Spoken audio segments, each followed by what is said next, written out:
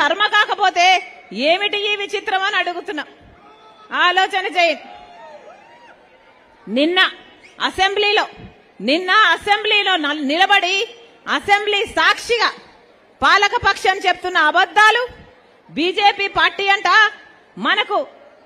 మనకు ప్రత్యేక హోదాతో పాటు అన్ని విభజన సమస్యలు మొత్తము పరిష్కరించేశారట. ఇక విభజన హామీలు అన్ని పరిష్కరించుకోగలిగాము, మా సత్సంబంధాల వల్ల పరిష్కరించుకోగలిగాము, ఈ సంబంధం ఇలాగే కొనసాగుతుంది, ఇక కొట్లాడడానికి ఏముంది అని చెప్పకనే చెప్తున్నారు అంటే, అసెంబ్లీ సాక్షిగానే ఈ మాటలు మాట్లాడుతున్నారు అంటే ఇక వీళ్ళని ఏమనాలి? అంటే మనకు రావాల్సినవన్నీ మనకు వచ్చేసినాయా? మనకు పోలవరం వచ్చేసిందా? మనకు స్పెషల్ స్టేటస్ వచ్చేసిందా? ఏమొచ్చిందని, ఏమి సాధించుకున్నారని బీజేపీకి అంత పొగడాల్సిన అవసరం ఏముంది అని అడుగుతున్నాం. జగనన్న గారు ముఖ్యమంత్రి స్థాయిలో ఉన్నారు. జగనన్న గారు ముఖ్యమంత్రి స్థాయిలో ఉండి కూడా, ఎంత చెయ్యగలిగుండి కూడా ఏం సాధ్యమైంది? ఏం సాధించగలిగారు?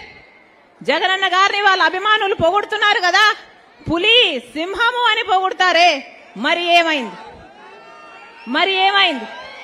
ఎవరికి పులి, ఎవరికి సింహం? సాక్షి పేపర్కి పులా, సోషల్ మీడియాకి సింహమా? ఏం ఉద్ధరించారు?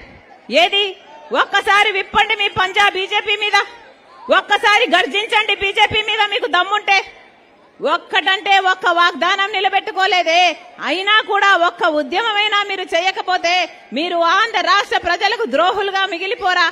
చరిత్ర మిమ్మల్ని క్షమిస్తుందా? అసెంబ్లీలో నిలబడి ఈ మాటలు మాట్లాడుతున్నారే, ఏం చేతనైంది మీకు? కేవలం బెదిరింపులు, కేవలం బూతులు తిడుతూ సొంత ఆడబిడ్డల్ని బజారుకి ఇడుస్తున్నారు, వ్యక్తిగతంగా దూషణలు చేస్తున్నారు. ఇదే చేతనైంది కదా మీకు పోలవరం సాధించడం చేతనైందా? మీకు స్పెషల్ స్టేటస్ సాధించడం చేతనైందా? మీకు రాజధాని సాధించడం చేతనైందా? మీకు పరిపాలన చేతనైందా?